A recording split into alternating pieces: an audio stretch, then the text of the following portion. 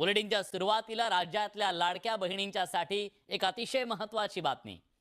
लाडक्या बहिणींच्या पाठबळावर राज्यात प्रचंड बहुमतानं महायुतीचं सरकार सत्तेवर आलं। त्याला आता वर्ष लोटलं, पण लाडक्या बहिणींचे 1500चे 2100 रुपये करू हे सरकारनं दिलेलं आश्वासन कधी पूर्ण होणार असं म्हणत विरोधकांनी सरकारला घेरण्याचा प्रयत्न केला। तेव्हा सरकारला हे सांगावं लागलं की लाडक्या बहिणींना 2100 रुपये कधी देणार। बहीण या योजनेचा मी उल्लेख करणारच, कारण निवडणूक लढवताना जे वचन त्यांनी जो एक थाप त्यांनी शेतकऱ्यांना मारली होती कर्जमुक्तीची, तीच माझ्या बहिणींना सुद्धा मारलेली आहे।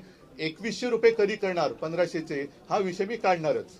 आणि देवेंद्र फडणवीसांनी जर त्यांच्यामध्ये हिंमत असेल तर या अधिवेशनात येत्या महिन्यापासून किंवा पुढच्या महिन्यापासून नवीन वर्षापासून माझ्या महाराष्ट्रातल्या बहिणींना 2100 रुपये दर महिन्याला त्यांनी एक काय भाऊबीज म्हणा वर्षभराची ती सुरू करावी। मी 2100 रुपये कधी देणार हा प्रश्न त्यांना विचारणार, आणि जर देवेंद्र फडणवीसांनी 2100 रुपये नाही दिले तर त्यांना घरी बसवावं लागेल। लाडक्या बहिणींनी त्यांना घरी बसवलेलं आहे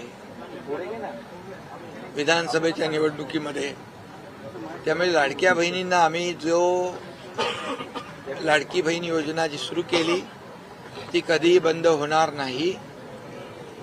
आणि जे आम्ही बोललोय 2100 रुपयाचा योग्य वेळी आम्ही तोही निर्णय आमचा पूर्ण करू।